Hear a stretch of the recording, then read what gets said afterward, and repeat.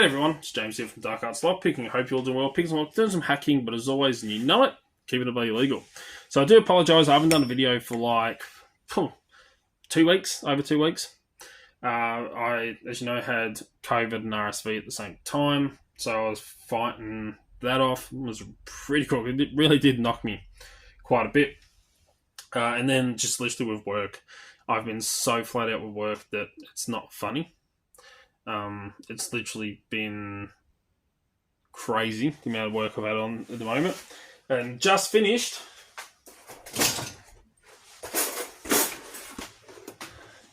the 50 Viking Slim Jim bands to send over to Red Team Tools. So each one takes me an hour and a half to make. There's 50 of them there, so you can see how long it actually takes. But now that they're done, I can now focus on the other three I've got to do and send out, which is to Lady Locks, Lock Noob, and Defcon 201. Ones that I've promised to go out. So yeah, it has been flat out. Absolutely flat out. And now that I've actually got my voice back and can actually speak and can actually do stuff without, running out of breath after 3 steps. And not feeling like I've been hit by a train. I can really start diving in and focusing on this online course that we are setting up as well and getting the videos done for that, which I'm really looking forward, because I've got people asking, they're seeing the video and asking when it's going to be done as soon as we can. Can't tell you the exact timeline at the moment, but as soon as we get it up and running, we'll let you all know. But today I wanted to talk to you about a piece of advice that was told to me a long time ago. Now, I kind of touched on this in a little way when we did our live Q&A the other week, Daryl and I. And a question that I was asked a long, long time ago was the biggest difference I found when it comes to Locksport to doing, actual locksmith work. And as I touched on in the Q&A, a lot of it is the pressure that you get put under. When you got people breathing down your neck and, you've got to perform. You got to get that lock open. You got to get the person into their house. That's the biggest amount that you get is pressure. When pressure is on you, it makes things a lot harder. Now, you might feel pressure when you're trying to create videos for YouTube. When it comes to picking locks on YouTube, But the difference is you have the ability. If I can't get a lock, let's just say this one, open, in a decent amount of time, I can do multiple takes. I can do it over a couple of days before I actually get a video and go, right, well, actually, that is a good video. I'm going to use that. Out in the field, in field operations in locksmith work, you don't have that ability. You have to get it open like that. So this is where piece of advice that was told to me, which I am a big believer in, and I actually recommend other people try and learn it as well. And why I wanted to talk to you today is, this was said to me by a good mate of mine. He is on YouTube, he's also on Instagram, and this is the first person I ever heard it of, which is Sky Pirate Actual. And as he said to me, you get comfortable being uncomfortable. And it is one of the most important bits of advice that I would recommend, even lock sporters. If you're not interested in field operation work, that's fine. But if you really want to enhance your picking skills, get comfortable being uncomfortable. Now, let me explain that. Let me break it down in a really easy way for you. So, we have our bench here, all right, for where we do our videos and stuff like that. It's well lit. I have 3 lights pointing down onto my bench. I also have a light in my shed here, out in the shop, the lights up the shop. I got perfect lighting for me. And a lot of us use these when we pick as well. A vise. This is a panel vise, but a lot of us use vices. And we can adjust the vise so that the lock sits at the great angle for us, a perfect angle that we need in order to be able to comfortably pick a lock. Right? I can rest my hand on top of the vise, I can rest my thumb on the tension wrench, And it's the right angle for me, standing here behind the bench, to pick. Right? Perfect. I'm comfortable. And yes, that was open, you can see. But I'm comfortable because it's pointing straight at me. I can see exactly what I'm doing. Right? Out in the field, you don't have that option. Padlocks. We pick padlocks. A lot of us will pick padlocks in your hand. Right? We can rest our padlock on the bench. And we can hold it at an angle where we can see exactly what's going on. Right? So we can see what we're doing when we pick. Out in the field, it's not always that easy. I mean, don't get me wrong, it's a master lock. But it's not that easy out in the field. Because you don't have, again, perfect lighting, and you don't have the ability to comfortably rest your arm and the lock in an orientation that is great for you. That is why I say get comfortable being uncomfortable.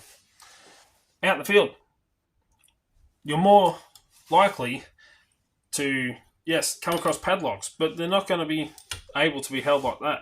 Usually they are locked onto something. Right? Sometimes you can't even lift the lock up to a good angle where you can see. Sometimes you actually have, they won't lift up that high, so you kind of have to pick from underneath, not really seeing what you're doing, holding your hands at a weird angle. Sometimes they'll be really close to the ground, so you have to get right down to the ground really low to be able to pick. You don't have perfect lighting. It could be pitch black where you're trying to work. It could be pelting down a rain and you're shivering and cold, and you still have to perform out in the field. That's what I mean by get comfortable being uncomfortable. Put yourself in positions or in ways where it is uncomfortable. It's out of your normal picking routine. It's out of your normal setup. Right? Padlocks are great ways of doing this because you can lock them onto stuff. You can lock it down low to the ground. You can lock it high up where you can just barely reach it and you've got to try and pick it.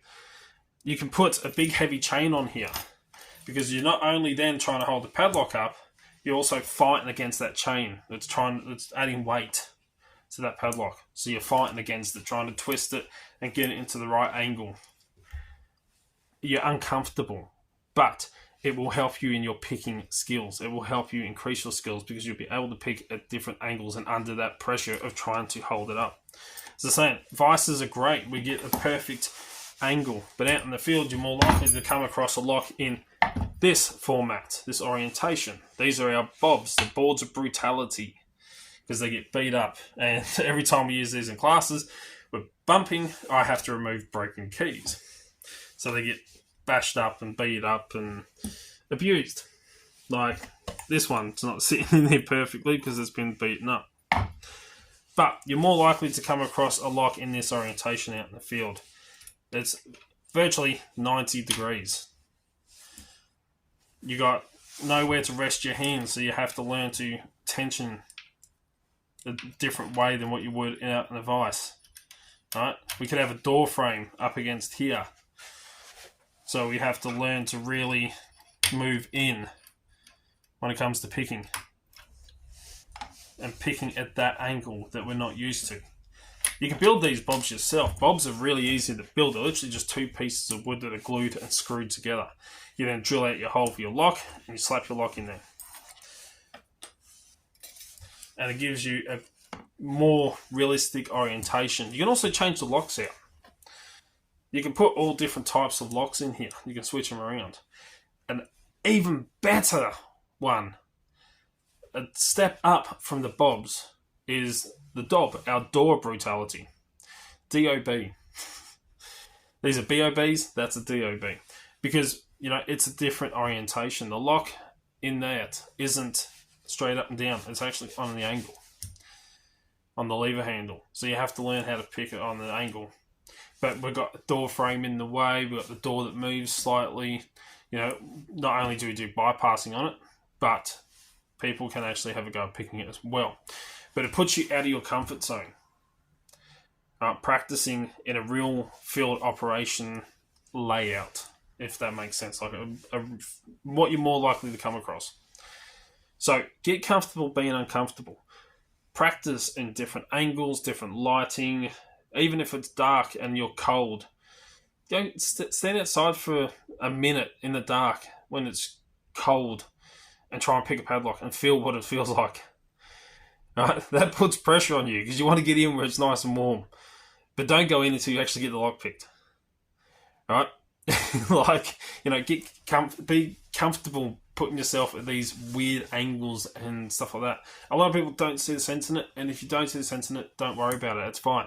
But from a field operations standpoint, this is great because it puts you into that situation where, for like a locksmith, for an example, out in the field, if we've got to let somebody into their house and it's night time and it's pelting down the rain and we're cold and we're shivering, we don't have hours or multiple attempts to try and record and pick and get into their house for them. We have minutes or seconds to get in. So, practicing being uncomfortable and putting myself in those situations really does help.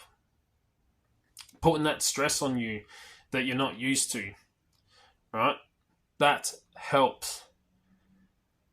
It really does. And that's why, get comfortable being uncomfortable. Have a go at it. Put some gloves on and pick. Because you can't feel as much through gloves. Your feedback isn't as good. So practice with some really thick gloves on. Stuff like that. Anything that you can do that makes you uncomfortable. But if you just keep practicing and you get better and better at picking locks in those uncomfortable situations, if it comes to a field operation, you're going to get through it like that. Because you're already training yourself for that. For an example, the army doesn't, just have everything perfect. They get out there when it's raining and run. They get out there, do drills in the mud. Right? They are put through absolute hell. But at the end of the day, they can then go into those situations and fight through it and be fine. Whereas, the average Joe Blow, if you try putting them into that situation, then they're going to start panicking and, they're not going to be able to perform. So get comfortable being uncomfortable. That's the best piece of advice that I can give you. So let us know in the comments down below. I know I've waffled on a little bit, but I just wanted to talk about this because it's a very important topic and it's something that we will actually talk about in our online course when it comes to the field operations standpoint. So let us know in the comments down below what you think. Do you practice being uncomfortable, putting yourself into uncomfortable situations when it comes to picking and bypassing and gaining access with physical entry tools? Let us know.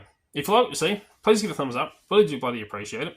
Don't forget to check out all the links in the description down below. Don't forget our website, dalp.com.au, where we have awesome products like the Viking Slim Jim bands and many, many more.